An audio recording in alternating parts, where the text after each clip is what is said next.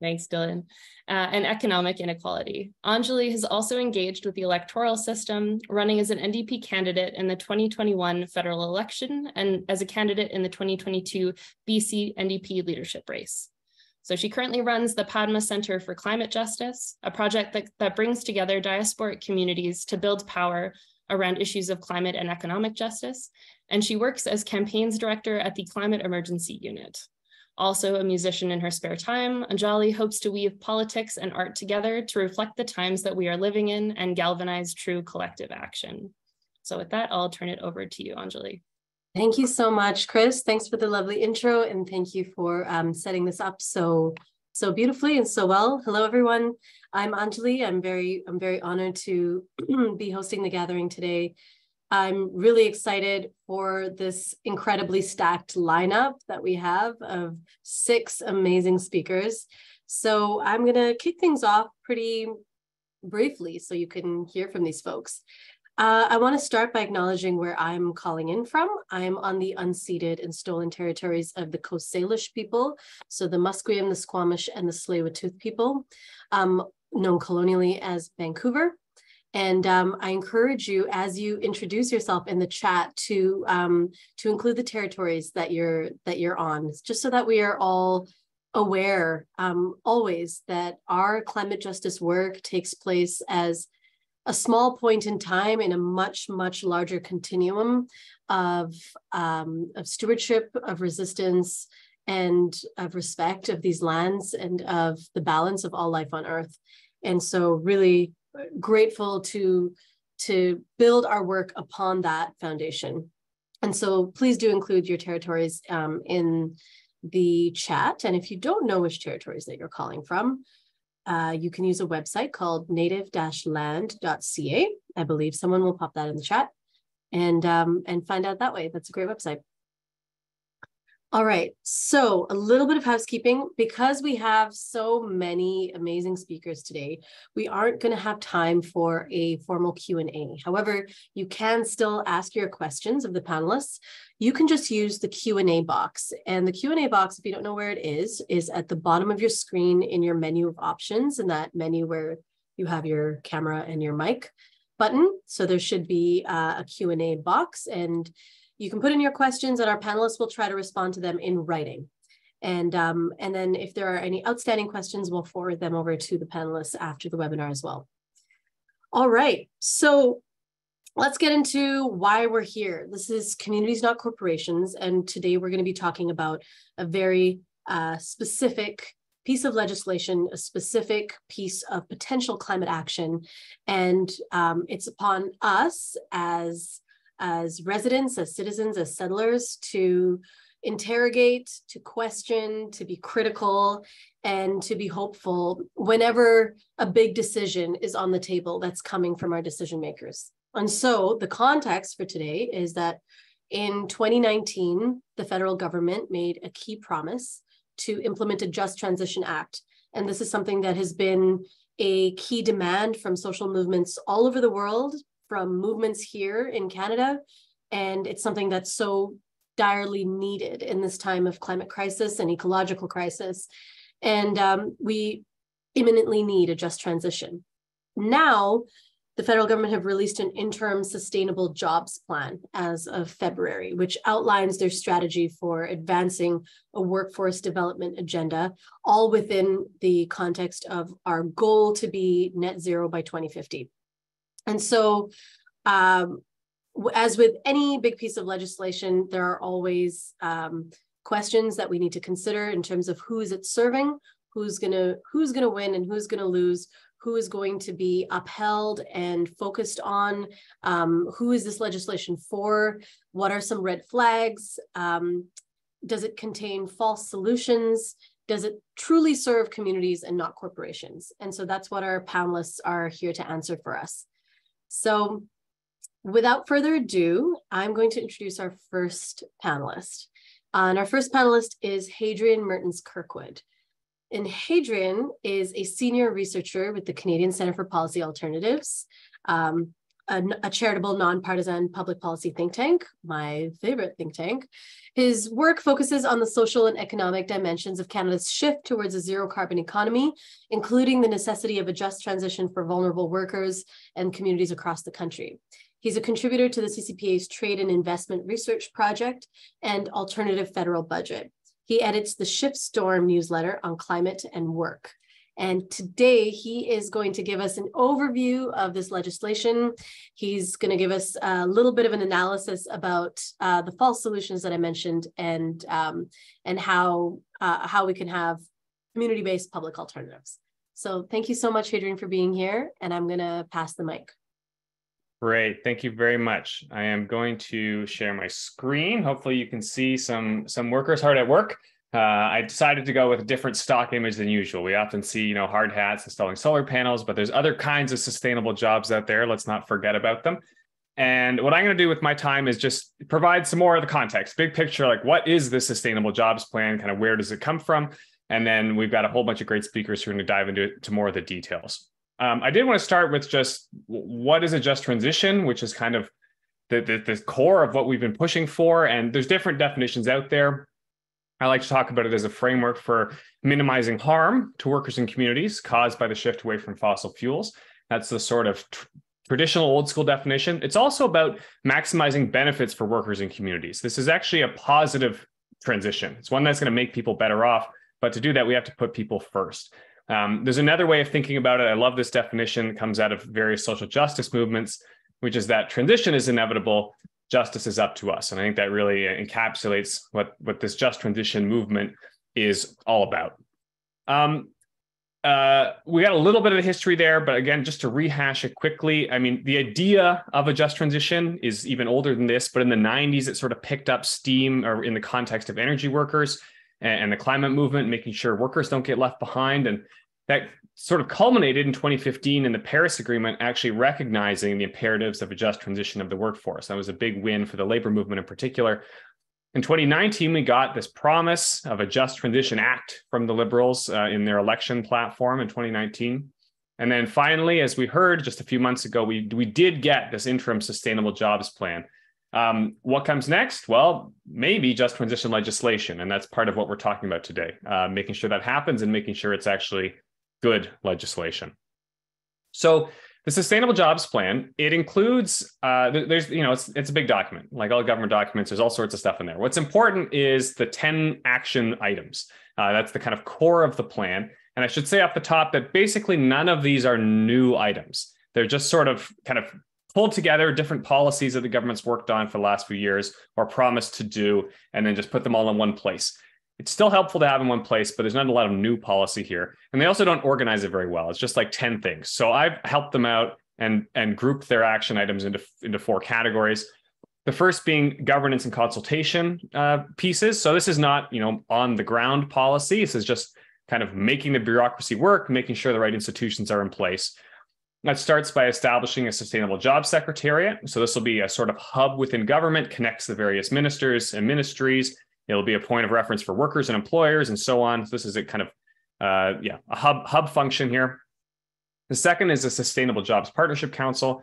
This is an external advisory group similar to the Net Zero Advisory Board body.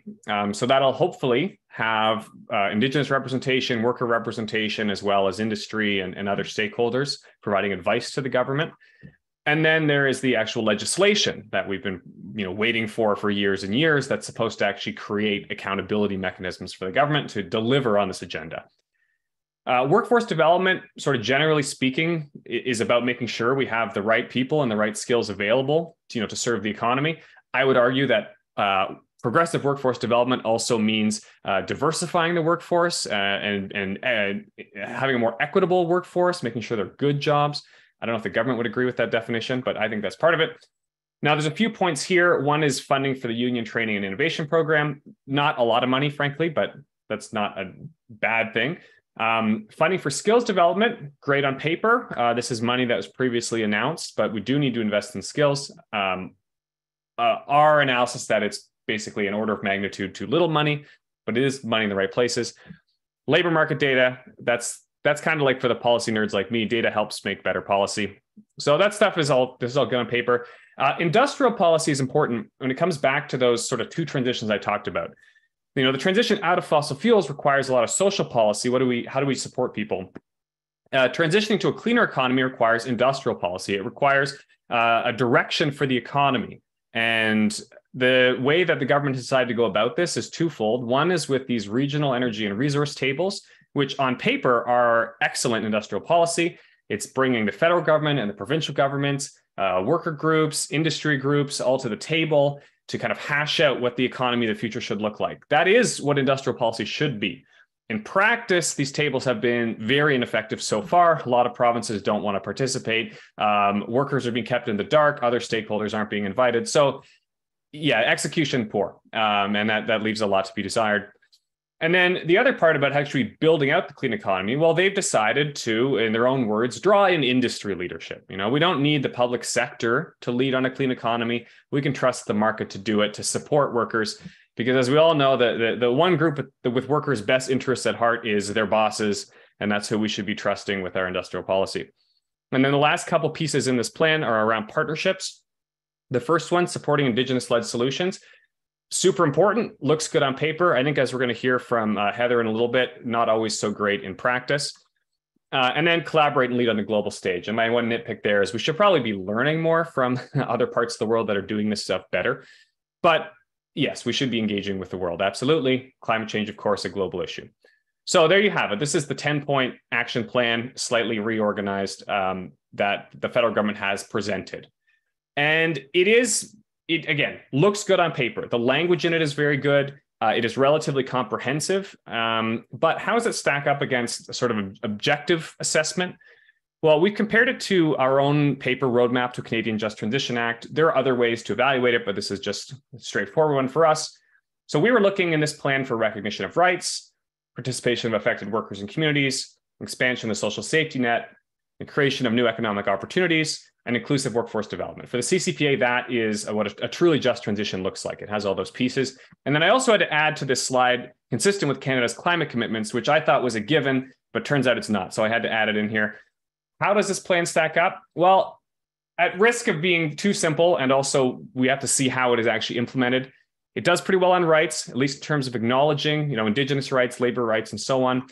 And it does pretty well on participation of affected workers and communities. Again, it's going to depend on the implementation of the advisory body and the secretariat and so on to make sure that it's genuine participation. Expansion of the social safety net is not there at all. And in fact, the plan basically says we have employment insurance. That's enough. We don't need anything else to support workers. And that's false, frankly. The last three are tricky. There is creation of new economic opportunities, but as I mentioned, and as I'll discuss in a second, it's very much about letting the private sector solve this problem. Inclusive workforce development, where there is workforce development, but I don't really see anything in this plan that would help diversify and make more accessible the good jobs that are on the horizon in the clean industry to workers who would historically have been excluded from those sorts of industries. And then consistent with Canada's climate commitments. Yeah, we're going to hear a lot more about that tonight. There isn't a lot of transition in the Sustainable Jobs Plan, which may be why they changed the name from Just Transition to Sustainable Jobs. And if you want to talk more about that, ask me a question in the chat and I'll get back to you. So just to conclude, there are look at these cute elephants, two elephants in the room for me when I read this plan, because again, it sounds good. A lot of the language in it is good. It's relatively comprehensive.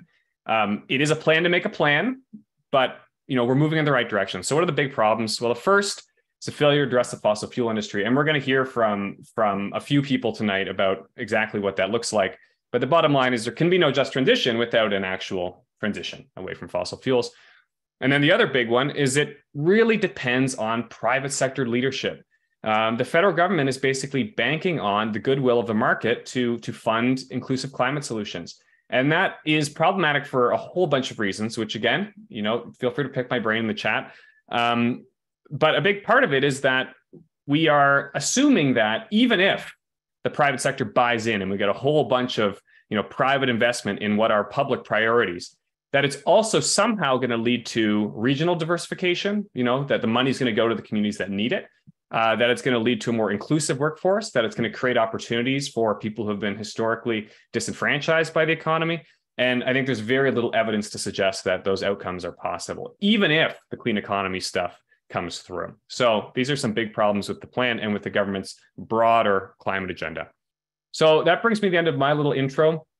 I would be remiss if I didn't also pitch our newsletter. It's called Shift Storm.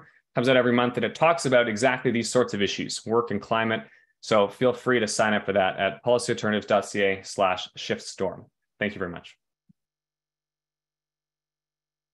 Thank you so much, Hadrian. That was such an efficient and effective overview. I always look to your analysis on these issues. So give him an applause emoji if you know how to do that.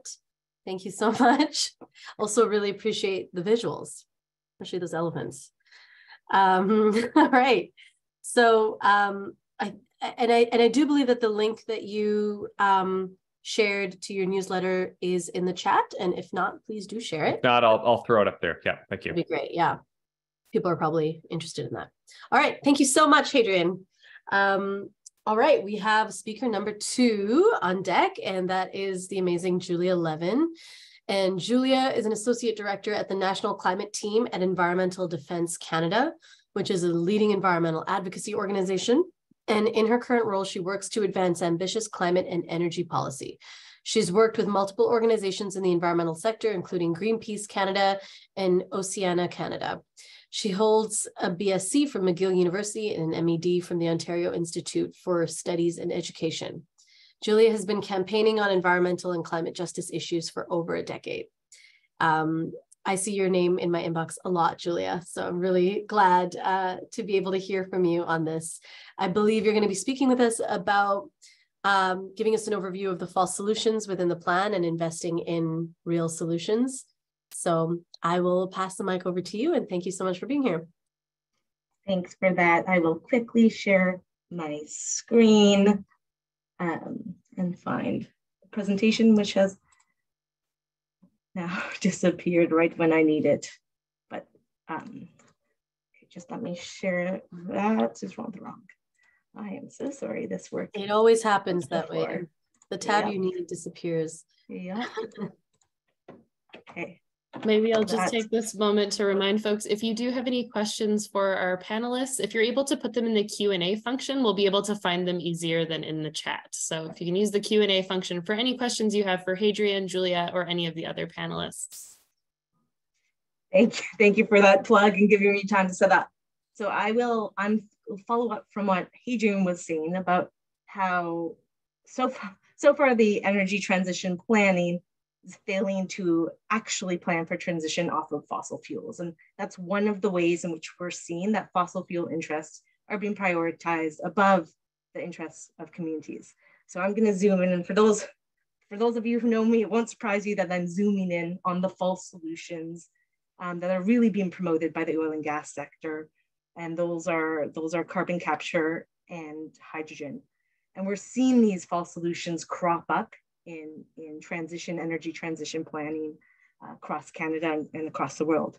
But these are really dangerous distractions, these technologies, that are intended to prolong our dependence on fossil fuels, and they have no place in a just transition. So I'm going to give you a quick overview of carbon capture, CCS, and hydrogen. I'll start with CCS. So carbon capture refers to processes which capture emissions from where they're released, like smokestacks at a power plant or cement plant or an oil refinery. But CCS has a terrible track record. This is not a new technology. It has been around for 50 years, yet it's still unproven at scale and incredibly expensive and riddled with issues.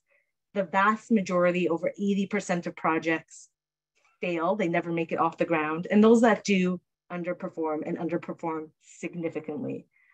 Current global capture capacity is less than 0.001% of annual carbon emissions.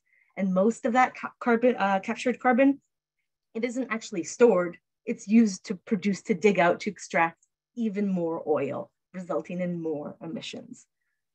And even if carbon capture did work and companies actually stored the carbon, which again is not happening, at best, carbon capture only deals with a fraction of emissions, no more than 3 to 15% of life cycle emissions. And that's at best. That's functioning the way industry pretends it can.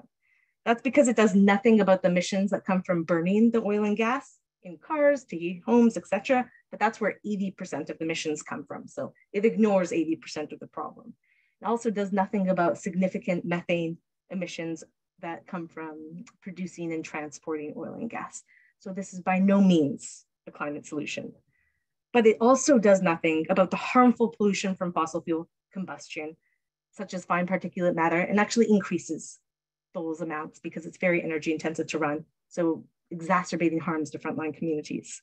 And building out CCS at the scale industry pretends and that these energy transition plans pretend is feasible would require a massive network of carbon pipelines to transport that carbon to underground injection sites, equivalent to fossil fuel infrastructure today.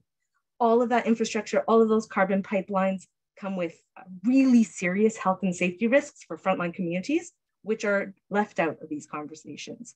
Pipelines can leak or rupture. Compressed CO2 is highly hazardous, and it can result in asphyxiation of animals and of course of humans. Underground storage can leak, can contaminate drinking water, and can cause seismic activity. So there's real harms for communities with current carbon capture plans. The bottom line is carbon capture is essentially a license to pollute. It has no place in the just transition. Similarly, the story with hydrogen is similar, and we're really in a hydrogen hype right now, where everywhere look, everyone's talking about hydrogen, but that's being entirely fueled by fossil interests. Hydrogen is being sold as a climate solution, but actually when hydrogen is released into the atmosphere, it has a really significant indirect global heating effect. It's 33 times more powerful. Its indirect impact is 33 more times than carbon. And because it's such a tiny molecule, it leaks a lot. So there's a real climate impact just with hydrogen itself. And since hydrogen doesn't exist on its own, it needs to be produced from something else. And today, over 99% of hydrogen comes from fossil fuels with a really significant emissions impact. The promise is that they'll equip industry, the fossil gas industry will equip hydrogen production with carbon capture and storage, but as we've seen, the technology isn't there at scale needed, and it ignores sources of emissions like methane.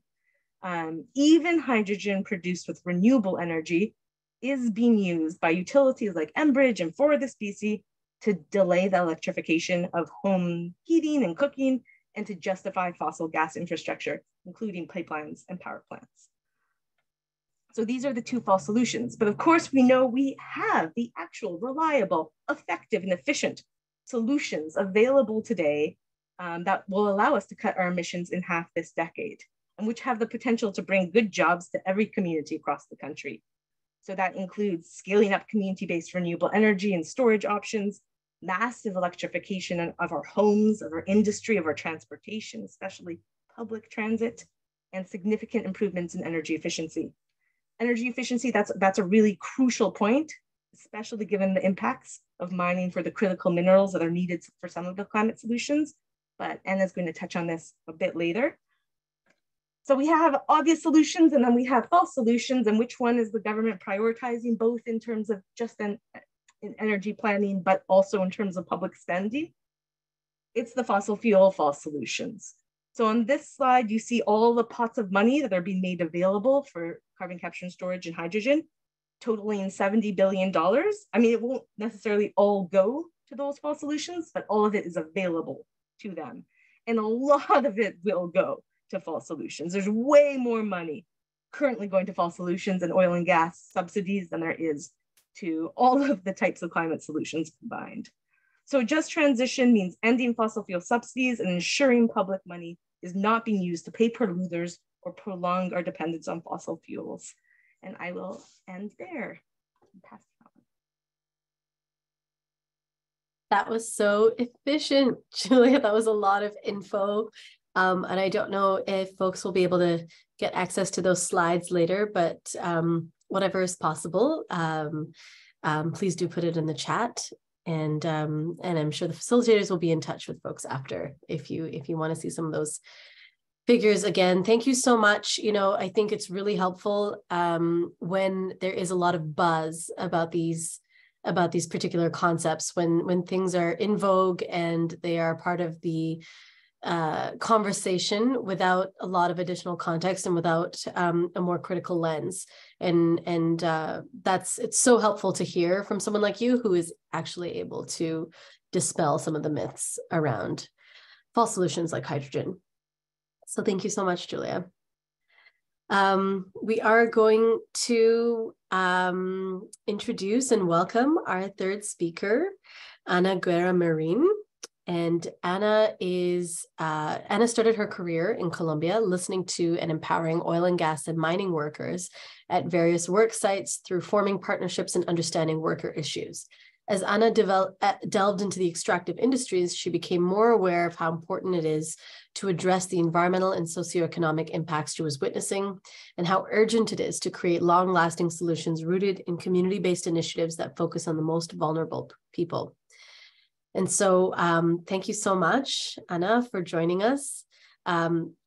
From my understanding, you'll be taking us on a deeper dive of false solutions and the sort of weaknesses within this plan, the legislation, and an exploration of shifting our mindsets of transitions towards community-based and worker-supportive solutions, which is always the next step. How do we look forward to better alternatives? So thank you so much for joining us, and I will pass the mic.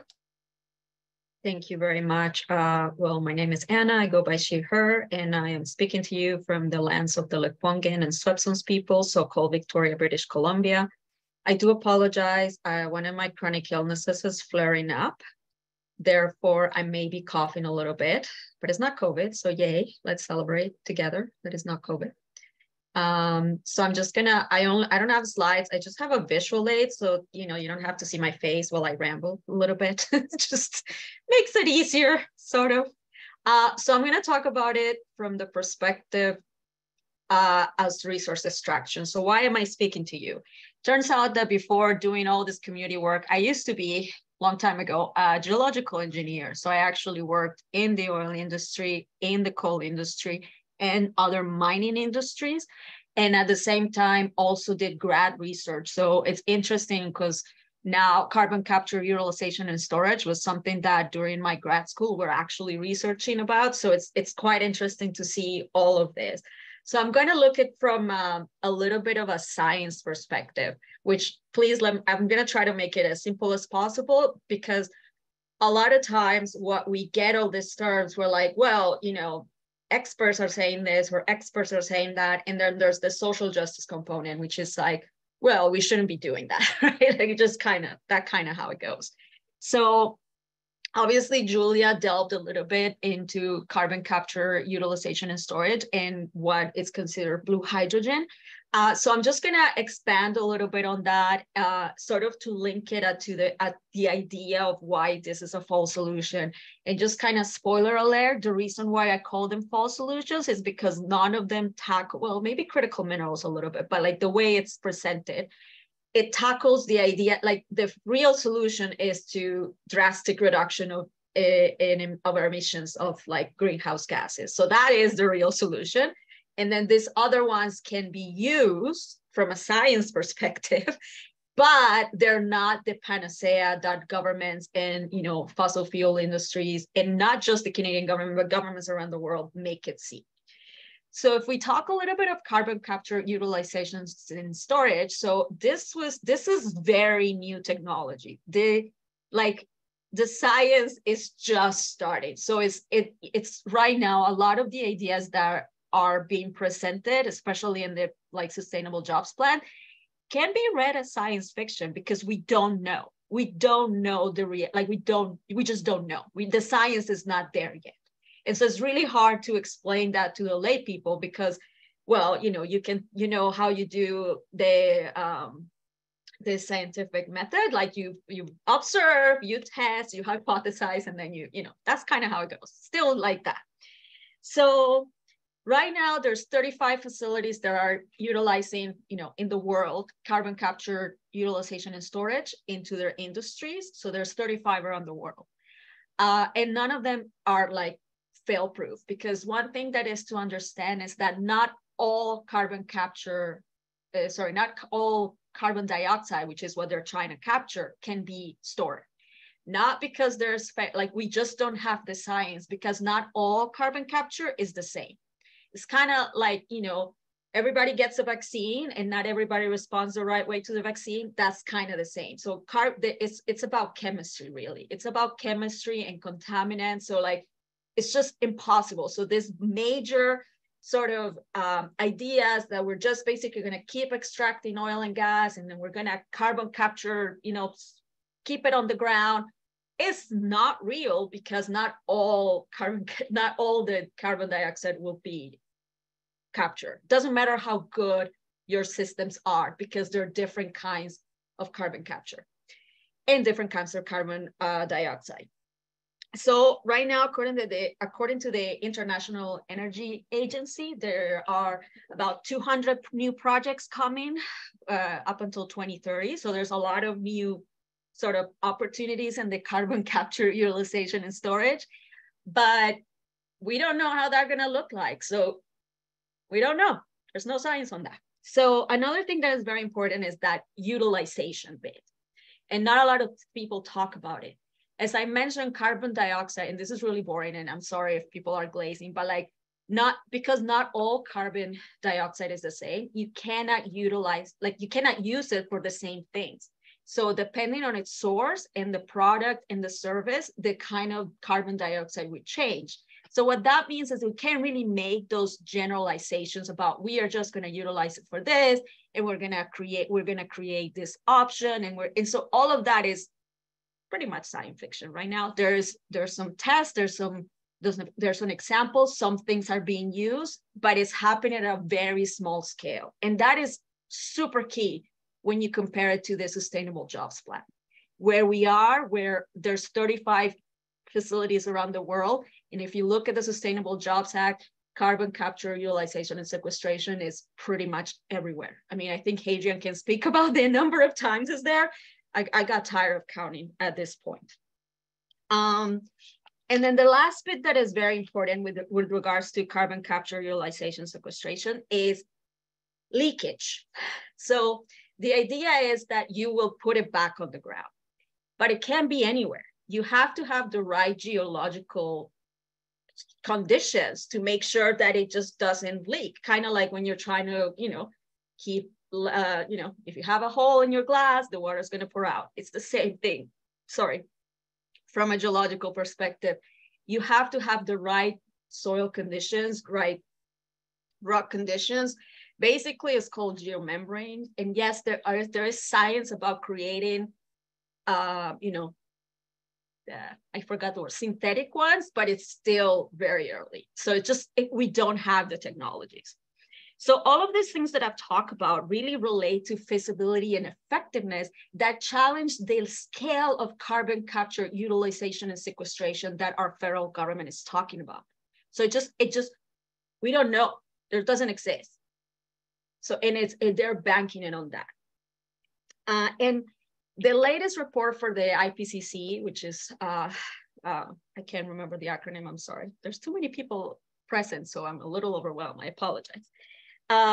We still need drastic reduction. And then those sort of negative emissions technologies, which carbon capture, utilization and sequestration can fit, they do have an opportunity to exist in the next zero, but they are quite limited, and they should be centered on those industries that we really still need, sort of concrete or cement, which does release carbon dioxide into the industry. So it's to really challenge those industries that we need. So we need those negative emission technologies for those industries that we need, right? So things that we cannot live without. That's where those negative emission technologies will come to place. Then the next bit is blue hydrogen. So the funny thing about hydrogen is that now there's a lot of colors. So you can hear about blue hydrogen, gray hydrogen, green hydrogen, brown hydrogen, and then clean hydrogen. It's really boring and overwhelming. The one that Julia was talking about, which is what's being pushed by the fossil fuel industries, is blue hydrogen. the reason why that is important is because blue hydrogen basically would be a result of what we know as gas, natural gas. So if you know about the LNG project that is happening, all of those things, those are natural gas. And that basically is methane that is extracted from the ground. And then we can talk about fracking, but I'm not even going to go there because that's another 50 minutes of conversation. And the issue with that is that we don't need blue hydrogen.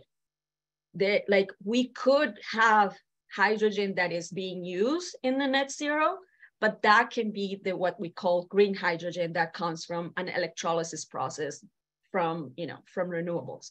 So what we see right now is that industry, specifically fossil fuel industry, and people and governments really want to push the idea is like, well, okay, so you don't want coal to generate power for energy. Well, we'll give you hydrogen. No, we shouldn't be using hydrogen for that. We should be specific about what we could use for hydrogen. But again, it's still very small. Like the science is not there for the scale. And we don't need blue hydrogen. For what we will need hydrogen in the future, we can use green hydrogen. I know that sounds really confusing, but basically we don't need it. Blue hydrogen is not needed. We can leave the methane on the ground. And then the last bit is critical minerals. And that one is very tricky. So critical minerals is a term that's used for the minerals that are needed in the technology economy and in the green economy. So like, I know you probably heard the idea, well, you have a cell phone, therefore you're you're extracting resources, you're damaging the environment. So cell phones, computers, and cars, and a lot of our industries need minerals as part of their, basis to exist. But the key part is that all this new green economy will need a larger amount of minerals that we have. So just to give you an example, a typical electric vehicle requires about 6 times the amount of minerals that a regular car, like a gas car will have. A offshore wind plant would need about 13 times the amount of minerals than a regular gas-fired plant. So you're gonna need the extraction of those kind of minerals is gonna raise exponentially. And something very important why I put this into a fall solution. So there's a lot of things why, but one of them is particularly, first of all, there's about 6 critical minerals, and at least 3 of them are actually quite rare. Lithium, cobalt, and rare minerals. That's what they call rare. So they're actually quite rare. They're not anywhere. They're not abundant in nature. So it's not like we can just be like, oh, well, we need rare minerals, so we're just going to extract them. No, there is a whole process that can take years for a project to actually be feasible for us to extract these minerals. The other bit is that unfortunately, all of these minerals, including hydrogen, gas and oil, are all commodities that are traded in the stock market. What that means is that we're not really extracting what we need, we're extracting what's making profit. So that's another big issue. And the last and most important issue why I call this a fall solution is most of these minerals are located on indigenous land across the world.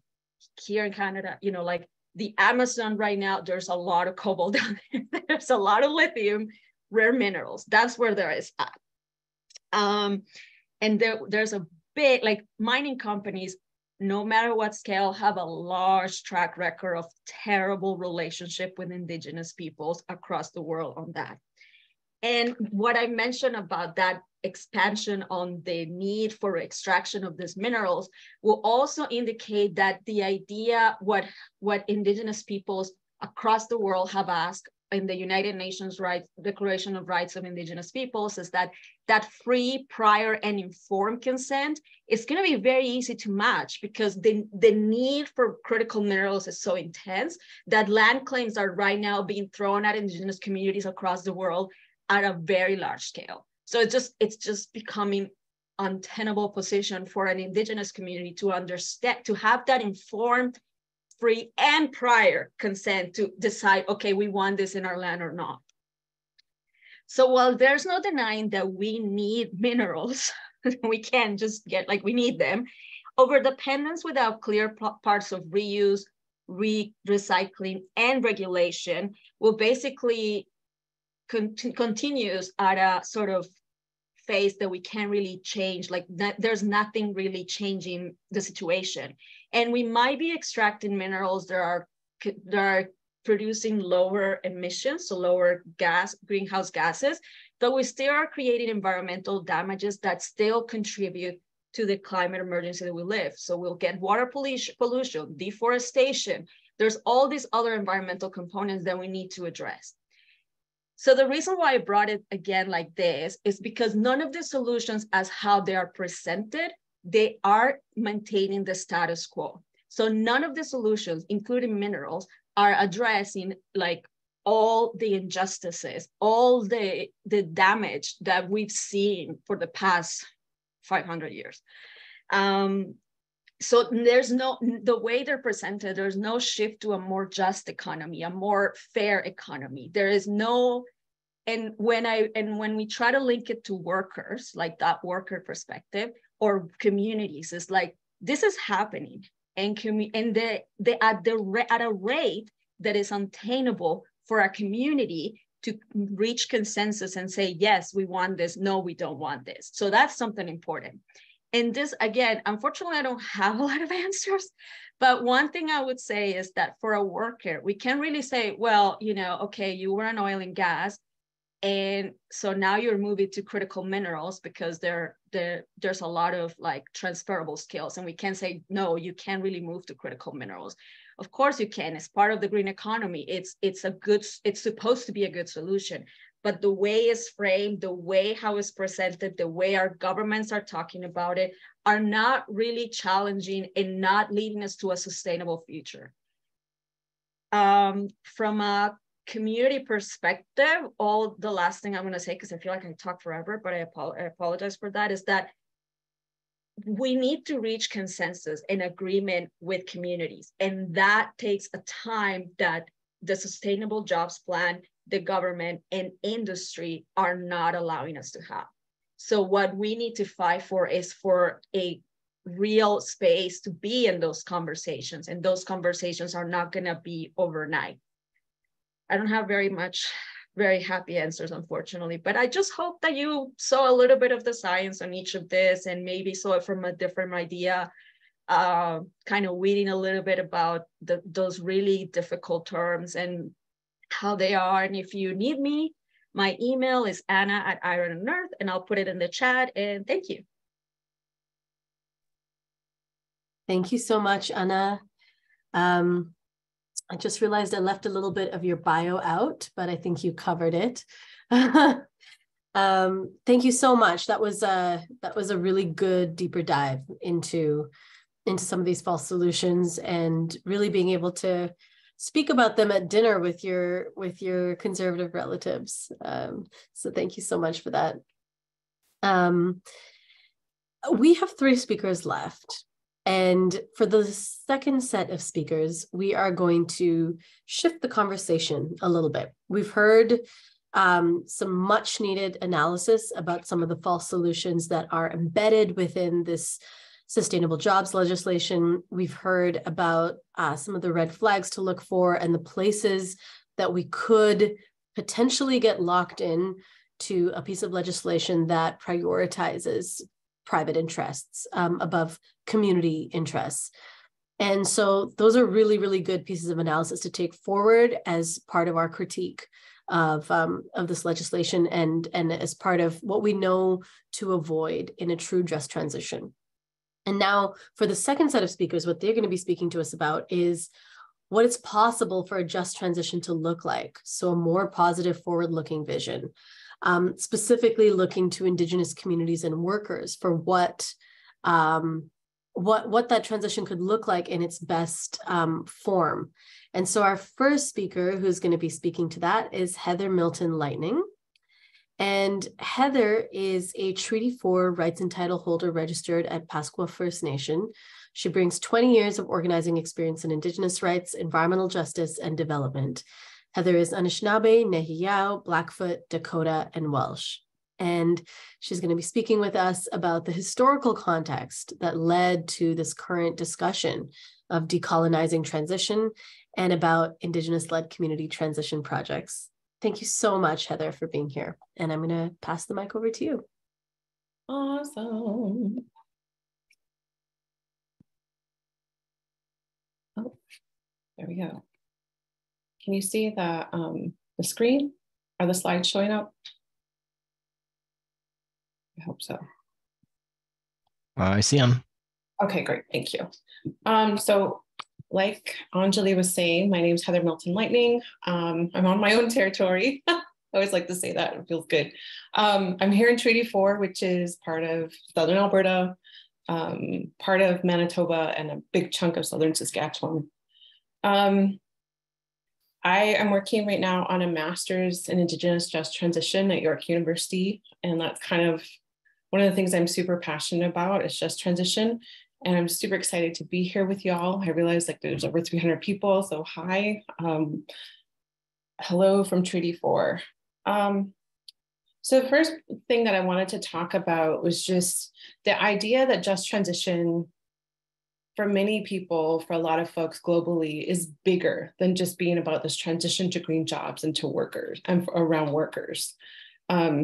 I come out of some of the work from the environmental justice movement in the US, been working with a lot of groups all over the globe that have been wrestling with what just transition should mean. And how do we really think about like the word justice in transition? And the reason why I've been thinking about that is, you know, for environmental justice, once you combine those two words, it really changed environmentalism, right? It gave fruit to this idea that, you know, it's not just about, you know, greenifying jobs. It's about the places that we live, we work in. And it opened up a whole quandary of things to think about in terms of environment. And I really believe that in the same way with just transition, that it's a lot bigger than just jobs, than just green economies.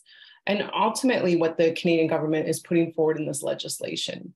So this quote is from the Climate Justice Alliance. They've been doing a lot of work around just transition. They were one of the groups that was involved in seeding a group called Our Power, the Our Power campaign, which has developed so many amazing things. I really encourage you to check them out. So I kind of wanted to talk a little bit around the Canadian context, right? You hear a lot of words like land back and decolonization. A lot of folks have talked about the history of, you know, stolen lands, et cetera. But I think one of the things that the way that I've been thinking about just transition as it relates to land back, to colonialism, to all of these things, is really understanding that at one point in history, people came here wanting the resources, right, to claim this territory for their sovereign. And at that time, the people that won out were the British Crown, right? And so understanding that people came here first for the land and then for the resources. And that hasn't changed. And so in Canada, you know, we're still doing that process. It's still around the exploitation of land and resources in Canada. Our economy is based on it.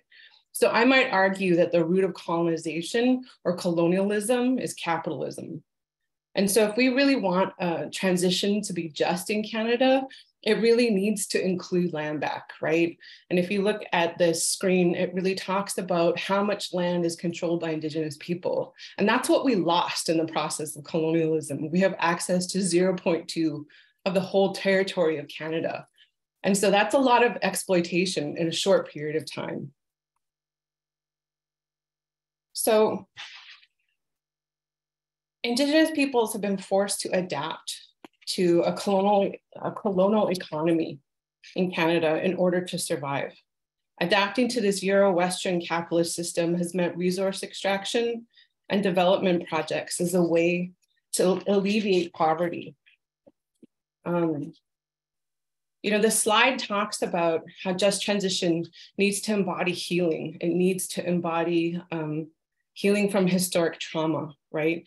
And so the way I've been thinking about historic trauma, it also includes freedom from colonial economies, right? And that's really what we need to be thinking about, is that the current capitalist state that we're in is a forced one. It wasn't one that we were like, this is great, we totally want to join. It was actually through economic coercion, you know, poverty and oppression and a whole bunch of really unfun things, right?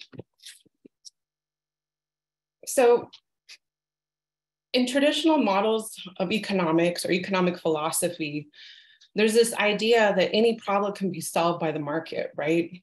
When in fact, endless growth has created the problem, and I would argue the climate crisis.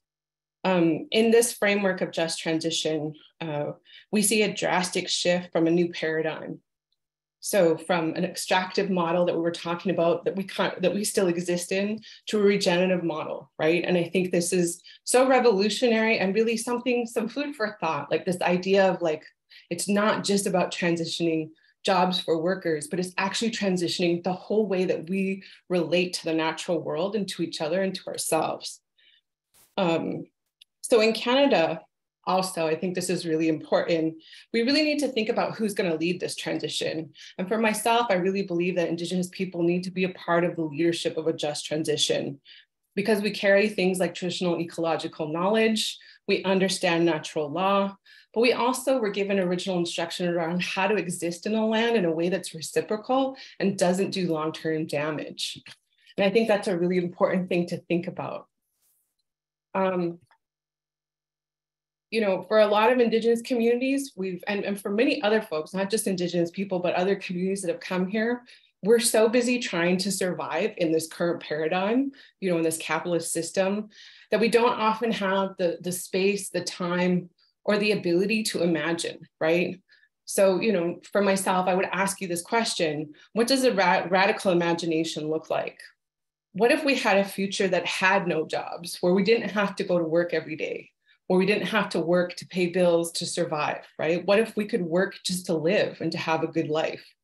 You know, what does the future look that is just? And I think those are really important things to grapple with. You know, and the reason why it's really important to think about these things is because if we don't have the ability to envision the world that we want, how are we going to be able to get there? You know, and it's often really taking off the hat of survival for a minute and to think about what it would mean and look like to have communities that thrive. And I think a big part of this as Indigenous people, you know, we really need our artists, our visionaries, our creators, and our dreamers to help us get out of our current thinking, to really push us to open the box that we've kind of been confined to and often forced to think like. We need innovation in order to adapt to the current climate crisis. And I personally think this is the part of just transition that I'm super excited about, is like, what are the great things that we can create together as communities? So moving on. So, you know, just transition within this framework that I'm talking about can seem like really overwhelming, right? If we really want to create a world that's completely different and have this total evolution, well, where do we start in this current paradigm that we're at? Like, I know realistically, capitalism isn't just going to wander off tomorrow and disappear, right? We have to be active. We have to be active and powerful people in our own present in order to impact the future, right? So where do you start? For me, what I've been looking at is amazing Indigenous-led community projects, right? That are grounded in sovereignty and self-determination. So I would say sovereignty in the context of just transition means being able to provide for your people, irregardless of where you're situated, whether that's urban, rural, or reservation, any types of communities, but that we're able to provide things like basic needs. So housing, water, energy, and food as a bare minimum. So that would be the starting place.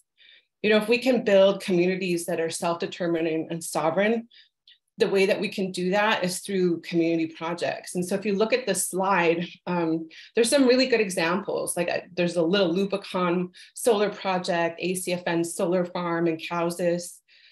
There's so many different things that people are doing within the Indigenous communities, broadly speaking, across Canada that fall for me under just transition.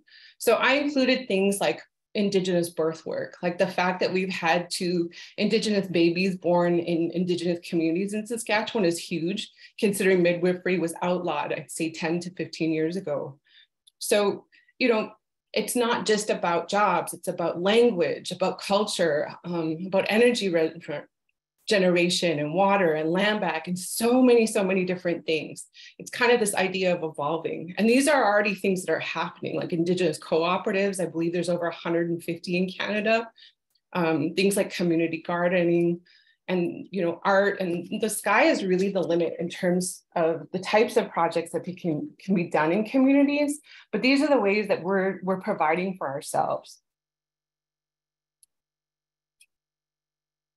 So I think one of the things that, this idea of really, evolving our thinking around just transition to be really big can be somewhat daunting. And I think the idea of just transition and why I'm super excited about it is the idea of trying new things, and being open to change, but it's not easy. And I think the reason why I wanted to put up this slide, because I think it's really important for us to try things, to try projects, to have failures and to learn from them, because that's the only way we're going to move forward, right?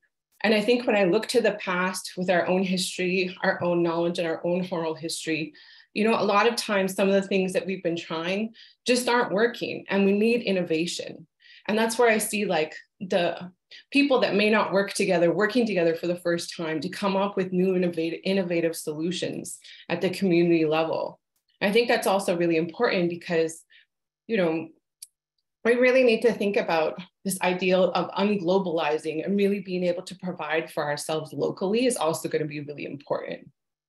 So I think the last slide is just a picture of Pasco First Nation. So this is my community. It's not far from here in Treaty 4. I actually live on a different part of the lake chain now, but this is the Qu'Appelle Valley. One of the things that I'm super excited about is we're going to be launching the Just Transition Institute, hopefully this fall or late fall or early winter. And the launch will be with a Just Transition curriculum. And the idea is that we would create a tool so that people can train and self-train themselves in order to start building community-led Just Transition projects. And so again, the way that we've defined Just Transition is super huge. And we want to be able to just really showcase some good models of projects and how to finance these projects. And when I say finance, I don't mean like the bank or nonprofits or foundations, but really thinking of creative ways for us to solve our own problems, because then that goes back to the idea of sovereignty and self-determination. So the Just Transition Institute also aims to become a community incubator to help people find funding and get the support they need to do innovative projects, to fund people that are innovators and change makers and leaders and organizers that are doing this work in communities, to really just give them the ability to do the work that they need to. And I think in the long term, we want to build a network of just transition practitioners and create ways for us to look at different models and just connect people. Because right now, like, we don't have an inventory of Indigenous projects or solar and renewable projects across Canada. We don't really have a lot of the inventory. And it would be really nice to know like who's doing what where and what lessons they learned and things like that, and just be able to share across our communities across the nation. And not just Indigenous people, I mean anyone.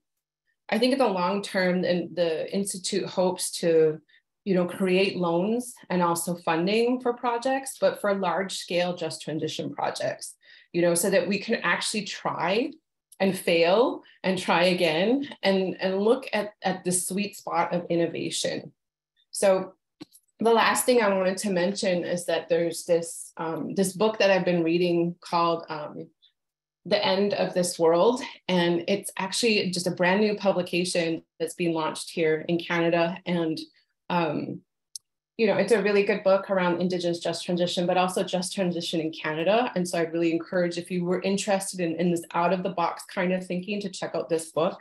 There's a lot of innovation that's happening in our communities. And I just really want to encourage people to think outside the box, because for me, just transition offers hope in the time when we feel pressured by the climate crisis and the world is falling and everything's going to fall apart, that this is actually the moment of innovation and hope and the way that we adapt. And the reason I say that is I was thinking about it yesterday. Our people have survived, ice ages. Our people have survived genocide. Our people have survived smallpox. So I know that like the coming climate crisis and the things that we're worried about, that we're going to survive it. But it is going to take innovation. It's going to take change. And it's going to take new relationships and new thinking and innovation to get us there. So I really hope this encourages you to think outside the box and maybe do some really exciting projects in your communities. But that's what I wanted to leave it at a wrap. And I'm really excited to be here. Thank you so much. Thank you so much, Heather.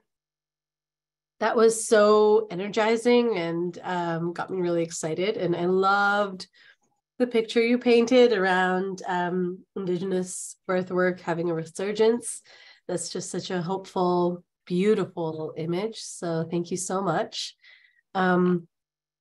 Before I bring in our last two speakers, Jamie and Tiffany, I wanted to just touch base with everyone and let you know that there are going to be some calls to action. There are going to be some ways to actually get involved, to take action on some of the stuff that the speakers are talking about. But I wanted to draw your attention to one in particular, and this is a project that I am involved with the organization I work for, the Climate Emergency Unit. And it is a project called the Just Transition Transfer.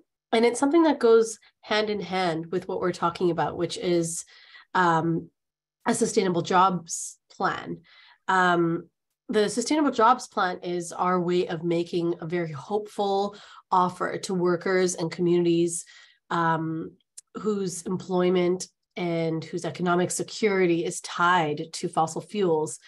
And so we need this Sustainable Jobs Act to really be rooted in principles of equity and to serve communities and not corporations. But we also need this legislation to be paired with and backed up by substantial investment and actual financial investment. And some of our speakers talked about that.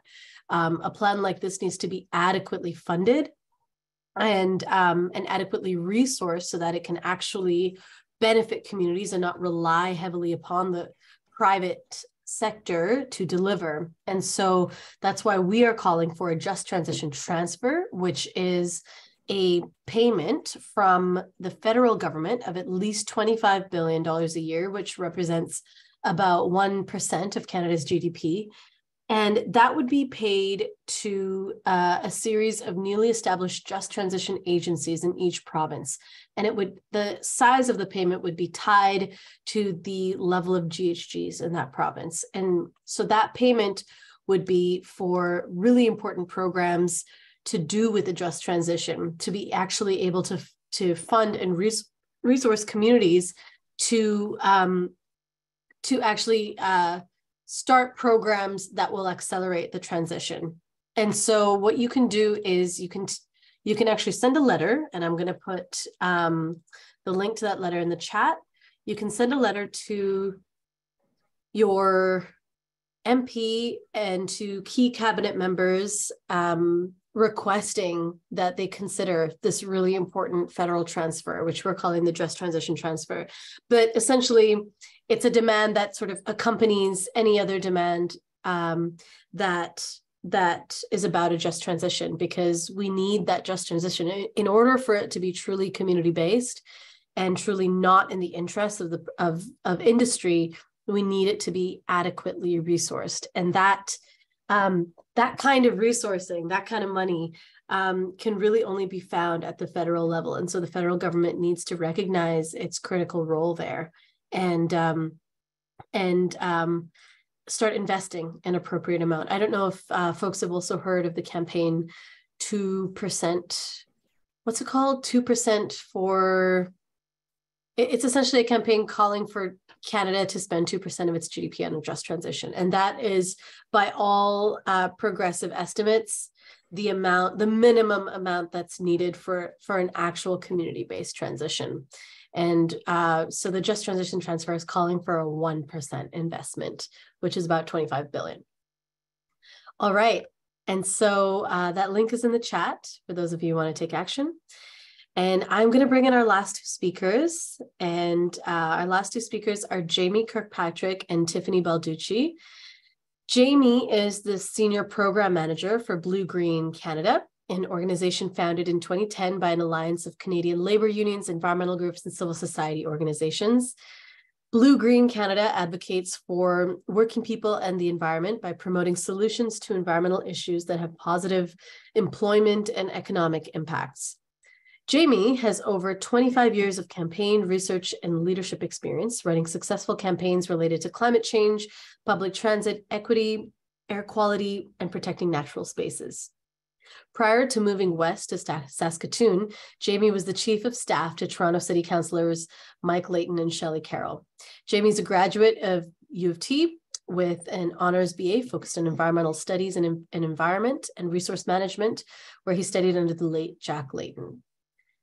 Originally from the US, Tiffany Balducci has been involved in union activism in some capacity since she was a steward at a public library system in Flint, Michigan at 14 years old.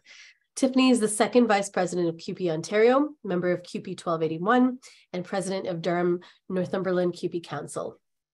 Tiffany loves advocating for strong public services, feminist grassroots and community organizing, fighting for fair working conditions and wages, human rights, and social and climate justice. She's an organizer with Green Jobs Oshawa and co-host of the CUPE Cast podcast on the labor movement. And the tagline for that podcast is "Kicking Ass for the Working Class, one podcast at a time," which is amazing. Tiffany is a new mom, recently returning to her paid work with University of Toronto education workers from parental leave. Her writings have appeared in Our Times, Oshawa This Week, Rabble, Voya, and rankandfile.ca. Thank you so much for being here, Tiffany and Jamie. I am going to pass it over to you to talk about the BlueGreen Project and everything else. So on to both of you. Great. Well, thank you very much for that introduction. And I also just want to thank the Council of Canadians for their work to pull this all together. It's been a great evening. I've learned a lot from the other speakers, so I've been happy to be involved. So thank you for that. And you know, just transition is a bad word, or two bad words for some people. We've seen the government's decided to purge the language from its public communications. It's now all about sustainable jobs because some people don't like the idea of a transition because it means we have to change something. So I think that that's an interesting take on how things have gone. One of the things I wanted to talk about, and I think we've heard a lot of great examples from our previous speakers, is there is no one-size-fits-all solution to this type of issue.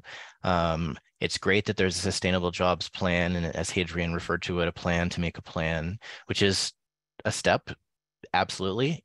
And within that, there obviously needs to be the recognition that what's going to work for someone in Ottawa is not necessarily going to be the same on the ground reality of someone, maybe myself in Saskatoon, or someone living further north in my province. So I think the importance is that this is hard for normal government systems to adapt to, flexibility to change, to break out of the rigid silos that they tend to operate in.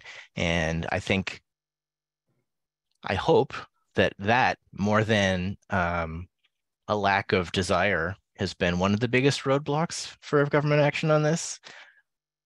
A lot of the time, there's an effort to make sure everyone in this bureaucracy is at the table, but they all come together with their own preconceived structures, and it's really hard for them to figure out how to make things work in a way. So anyway, that's a distraction. I apologize going off, but I was going to talk about specifically though in that one-size-fits-all approach, and how that's not the case. Is there's an example of the sort of one of the current or recent ongoing transitions that's occurring in the country is in those folks that work in coal-fired electricity generation, or that did work, because most all of them have now been had their jobs ended or they've moved on to another job.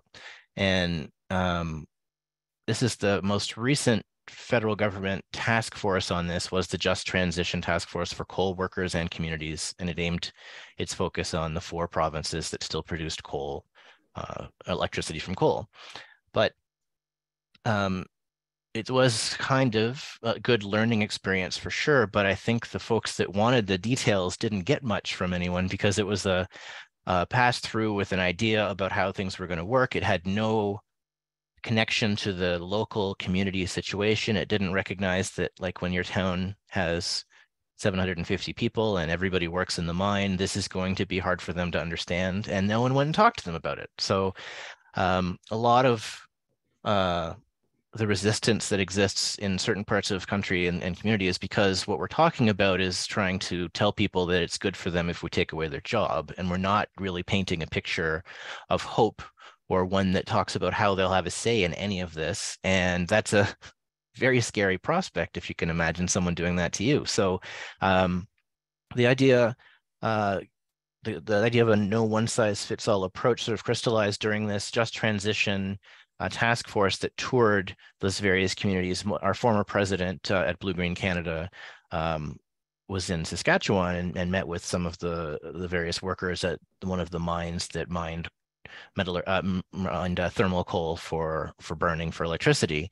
And they were there to talk about, well, what would you need to transfer? What would help? What type of things would work? And to the surprise of those that weren't from there, the majority of the coal workers were actually farmers full-time, and they worked in the mine to support the farm. And so what they needed wasn't a way to upskill their coal mining work or to get an education transfer credit so they could take a course. They needed more support on the farm. And we don't get these types of solutions if we stay in ivory towers far away from what the people actually need. Solutions that do sound good on paper, because people that are paid a lot of money to write smart things on paper make them sound really good. We have to actually make sure they work on the ground as well. So the coal story is just one example of a fact that wouldn't have been known had people not made the effort to actually go to a community and talk about the issues. And I think the Alberta coal phase-out process is still the most recent example we have, and it is one that has sort of survived a change in government, at least in terms of some of the financial supports. Anyway, we're trying to stick with hope and happy things. I'm not sure if that's what you're going to give us or not, Tiffany, but I figure I'll pass some of my time over to you now. Yeah, I think I can do with some hope and optimism and somewhat happy things. Thank you so much, Jamie. And thank you, Anjali, earlier for that introduction. Although if you ask my toddler, she seems to think I'm one of the Wiggles from the Wiggles. So she might be disappointed to find out that I'm on this webinar right now and not out doing Wiggles business. Yeah, so from a worker perspective, it's often said that there are no jobs on the dead planet, which directly clarifies why ecological considerations can no longer be separated from concerns about employment. And, we've heard already tonight, when corporations and governments are primarily tasked with reinforcing the capitalist status quo, it benefits a very small fraction of people worldwide and at the expense of workers and ultimately our planet. So, and for a long time, unions kind of tried to keep up with the Joneses when it came to the government and with their employers and with that model. And we really need to see unions reject this model of business as usual.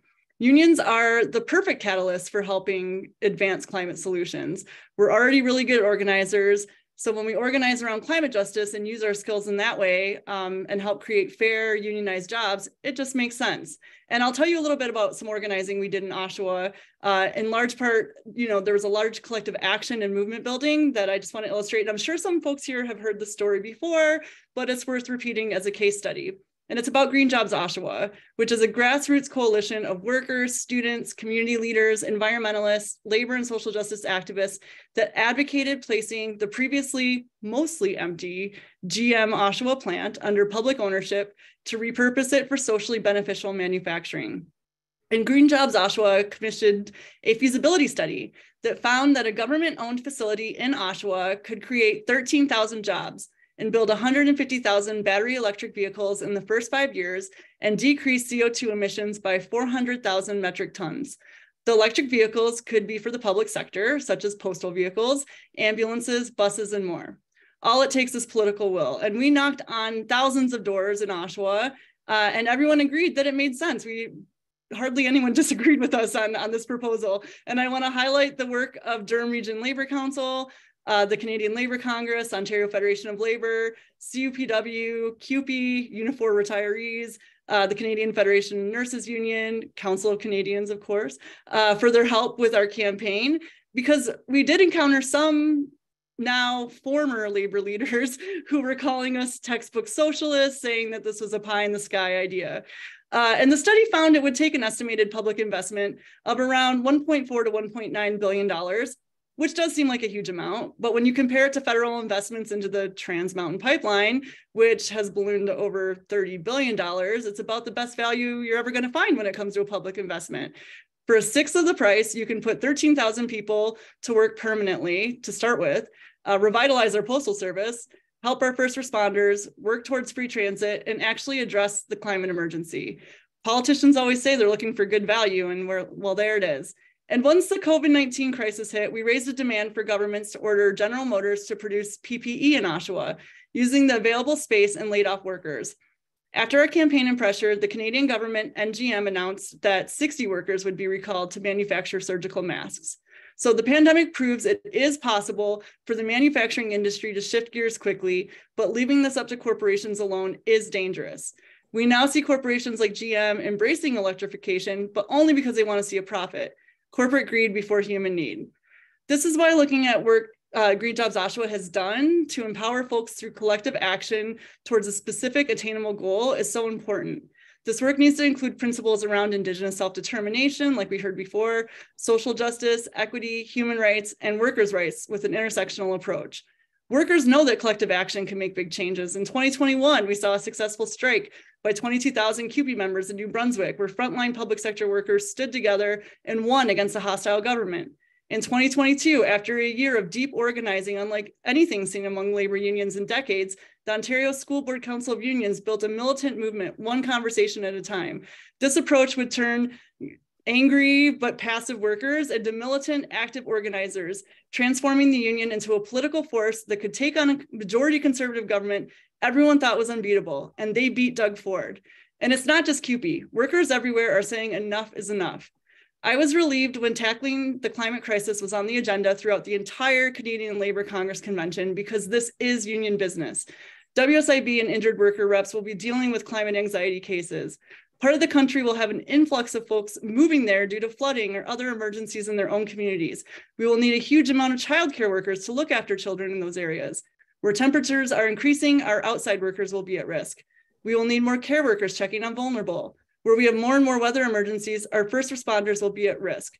I could talk about pension investments and what will happen there, but that could be a whole other webinar. But not only are our jobs at risk, but our lives are too. And we need a mass movement of working people rising to tackle the climate crisis and create a just and equitable future for all. And just on another, I guess, positive spin, in response to the climate emergency, corporate greed, and Ford's reckless policies, CUPE Ontario launched a climate justice committee. And one thing we're often told as a committee is that folks do not quite see how climate justice is union work, or it's such an existential threat, like what can actually be done. So we've created a toolkit called Your Blueprint for a Green Union. And it includes bargaining proposal examples, which is bargaining for the common good. There are sections on joint health and safety committee work that can be done, how to start a green team at your local union, equality committee work that can look at this, and questions to be asked about pension investments, to name a few. If we want to dramatically slow the rate of climate change while creating decent employment and sustainable industries, these considerations cannot be a mere afterthought. And one way to do this is to push back against the idea that demands for public service users, racial justice, climate justice, gender justice, migrant justice, that these issues are outside the purview of the bargaining process. We need to bargain for the common good. And one example I'll give is that the Canadian Union of Postal Workers in the past has demanded that the Canada Post transition the fleet to 100% renewable energy and retrofit Canada Post buildings for energy efficiency. And in my own collective agreement, we have language that we get reimbursed for taking public transit to work. So it doesn't need to be huge. It doesn't need to, these bit by bit systemic changes can make a real change. And, this doesn't end once the union settles its contract. We need to see continued use of organizing muscle outside bargaining. And, unions were created in response to soften the blow of capitalism. And so as long as we're in a capitalist society, we need to remember that. But I'm optimistic that unions are no longer on the defense, but finally playing offense and working to build momentum when it comes to climate justice. And I'll stop there for now. Well, wow. I think we're close to the end of the time, so I don't have much more to add. I just wanted to say that passion there is the type of thing that's leading a project we're doing at BlueGreen Canada now too, where we got to test it out in that Canadian Labour Congress gathering in Montreal a few weeks back, and few weeks before that, the United Steelworkers Congress, and we're talking about hearing from actual workers on these issues. What are workers' thoughts on climate change? What are their ideas to help improve their workplace? And what are their unions doing with them to help with that? And we've had some great people speak up and share their, or have their say on these issues. And because it's the type of thing we hear a lot from politicians, is they would like to hear from real workers. But when real workers speak up, they still haven't been listening. So I think some of that organizing and getting a little bit louder this summer is going to be an important part of what maybe helps us push forward in the future. So thanks for that, Tiffany.